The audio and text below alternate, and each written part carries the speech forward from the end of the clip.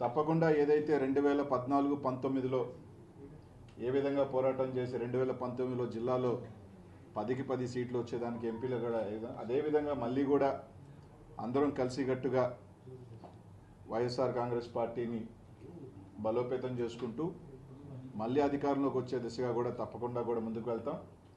అలాగే సోషల్ మీడియాకి సంబంధించి ఏ విధంగా ఈరోజు అరెస్టులు ఒకరో ఇద్దరో నిజంగా పొరపాట్లు జరుగుంటే దాన్ని బూచిగా చూపించి ఈరోజు ఎవరు పోస్టింగ్ పెట్టినా కూడా ఈరోజు దాన్ని అరెస్ట్ చేసి ఒక దగ్గర కాకుండా రాష్ట్రం అంతా తిప్పి సునకానందం పొందుతూ వైఎస్ఆర్ కాంగ్రెస్ పార్టీ కార్యకర్తల ఆత్మస్థైర్యం దెబ్బతింటుంది. వైఎస్ఆర్ కాంగ్రెస్ పార్టీ కార్యకర్తలు ఇంకా భయపడి పోస్టులు పెట్టరు. ఏ విధంగా పార్టీని అణిచివేసేస్తే 4 కేసులు పెడితే భయపడే పార్టీ ఇది కాదు.